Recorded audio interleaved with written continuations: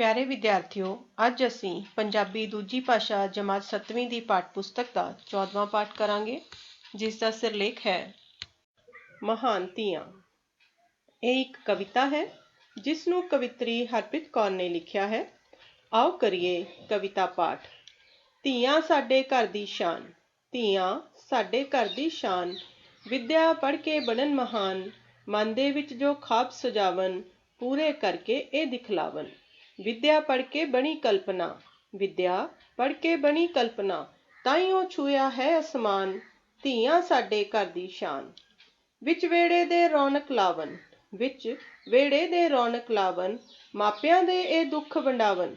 ਜਗ ਜਨਨੀ ਅਖਵਾਉਂਦੀ ਹੈ ਇਹ, ਜਗ ਜਨਨੀ ਅਖਵਾਉਂਦੀ ਹੈ ਇਹ, ਬਾਬੇ ਨਾਨਕ ਦਾ ਫਰਮਾਨ, ਧੀਆਂ ਸਾਡੇ ਘਰ ਦੀ ਸ਼ਾਨ।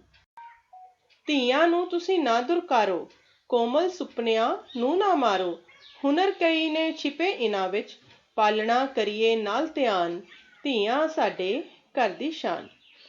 ਇਕੱਠੇ ਹੋ ਕੇ ਮਾਨ ਵਧਾਈਏ, ਇਕੱਠੇ ਹੋ ਕੇ ਮਾਨ ਵਧਾਈਏ, ਇਹਨਾਂ ਦੇ ਰਲ ਮਿਲ ਦੁੱਖ ਵੰਡਾਈਏ। ਪ੍ਰਤਿਭਾ ਪਾਟਲ ਅੰਮ੍ਰਿਤਾ ਵਾਂਗੂ, ਇਹਨਾਂ ਦੇ ਲੱਖਾਂ ਹਨ ਅਰਮਾਨ, ਧੀਆਂ ਸਾਡੇ ਘਰ ਦੀ ਸ਼ਾਨ। ਵਿਦਿਆ ਪੜ੍ਹ ਕੇ ਬਣਨ ਮਹਾਨ, ਧੀਆਂ ਸਾਡੇ ਘਰ ਦੀ ਸ਼ਾਨ, ਵਿਦਿਆ ਪੜ੍ਹ ਕੇ ਬਣਨ। ਪਿਆਰੇ ਵਿਦਿਆਰਥੀਓ, ਇਸ ਕਵਿਤਾ ਵਿੱਚ ਕਵਿਤਰੀ ਧੀਆਂ ਭਾਵ ਬੇਟੀਆਂ ਨੂੰ ਘਰ ਦੀ ਸ਼ਾਨ, ਇੱਜ਼ਤ ਕਹਿ ਕੇ ਮਾਣ ਬਖਸ਼ ਰਹੇ ਹਨ। ਅਜੋਕੇ ਸਮੇਂ ਵਿੱਚ ਕੁੜੀਆਂ ਕਿਸੇ ਤੋਂ ਘੱਟ ਨਹੀਂ, ਉਚੇਰੀ ਵਿਦਿਆ ਹਾਸਲ ਕਰਕੇ ਵੱਡੇ ਵੱਡੇ ਅਹੁਦਿਆਂ 'ਤੇ ਕੰਮ ਕਰ ਰਹੀਆਂ ਹਨ।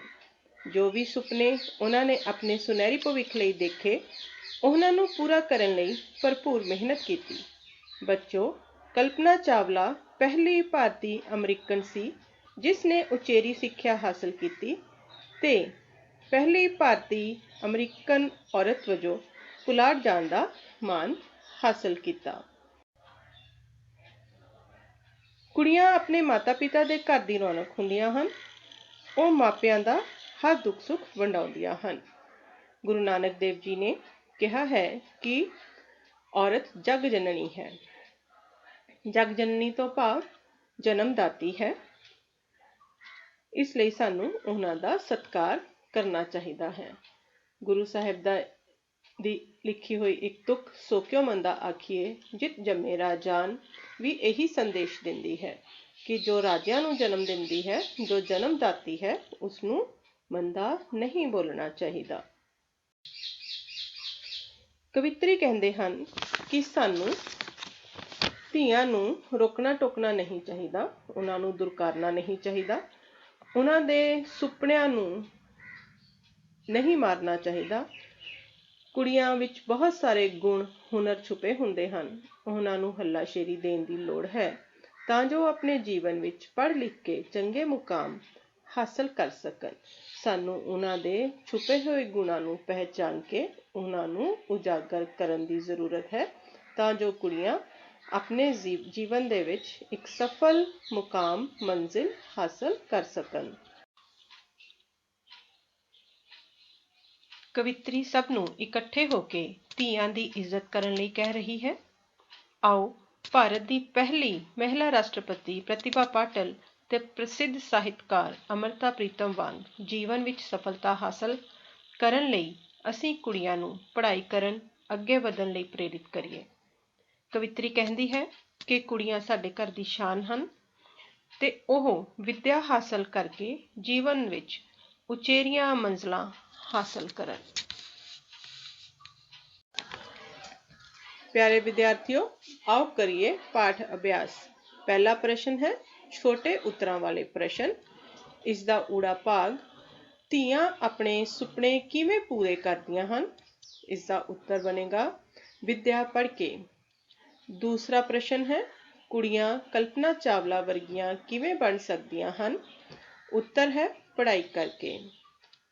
ਈੜੀ ਪ੍ਰਸ਼ਨ ਹੈ ਮਾਪਿਆਂ ਦੇ ਦੁੱਖ ਸੁੱਖ ਵਿੱਚ ਕਿਵੇਂ ਸਹਾਈ ਹੁੰਦੀਆਂ ਹਨ?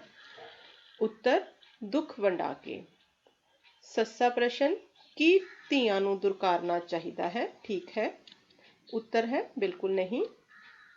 ਹਾਹਾ ਪ੍ਰਸ਼ਨ ਹੈ ਧੀਆਂ ਦਾ ਮਾਣ ਕਿਵੇਂ ਵਧਾਉਣਾ ਚਾਹੀਦਾ ਹੈ? ਉੱਤਰ ਇਕੱਠੇ ਹੋ ਕੇ। दूसरा प्रश्न है अभ्यास का संखेप उत्तरां वाले प्रश्न। ऊड़ा प्रश्न, आसमान नूं छूण लई किहड़े काम करने चाहिए हैं? विद्यार्थियों, इसका उत्तर है आसमान नूं छूण लई ज़्यादा तो ज़्यादा विद्या हासिल करनी चाहिए है। ऐड़ा प्रश्न, ਧੀਆਂ ਦੇ ਦਿਲ ਵਿੱਚ ਕੀ ਸਮਾਇਆ ਹੋਇਆ ਹੈ?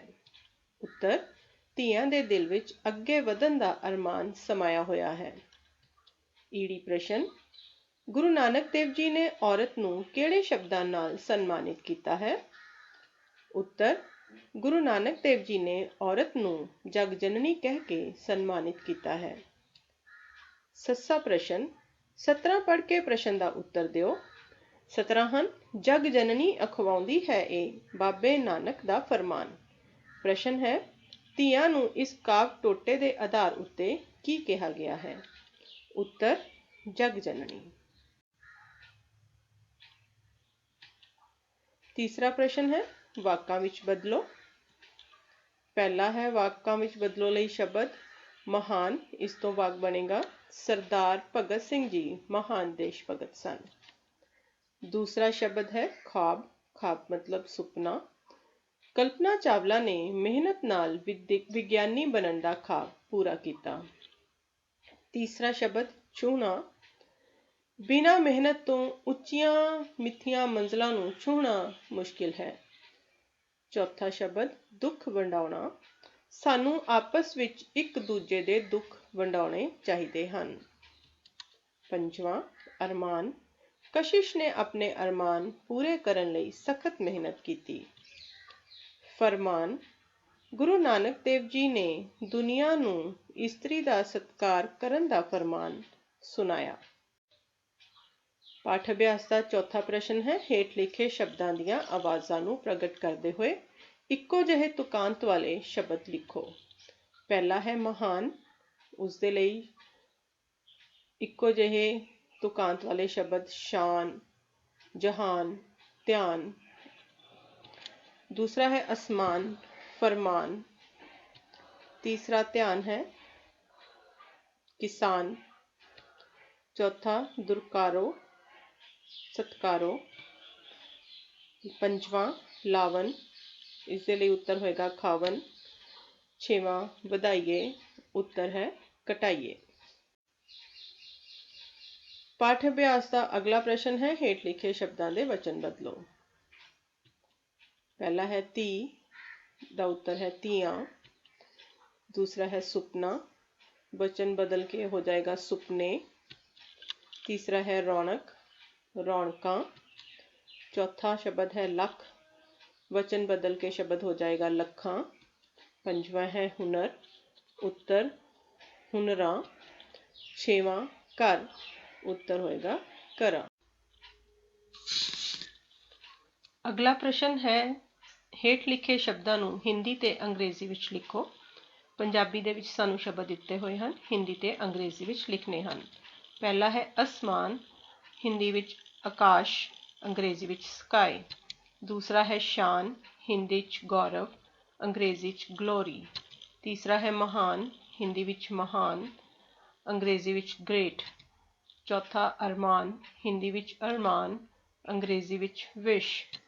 पंजवां है ध्यान, हिंदी दे विच ध्यान, अंग्रेजी दे विच केयर। छेवां है फरमान, हिंदी विच आदेश, अंग्रेजी विच ऑर्डर। प्यारे विद्यार्थियों, आप जी का बहुत बहुत धन्यवाद।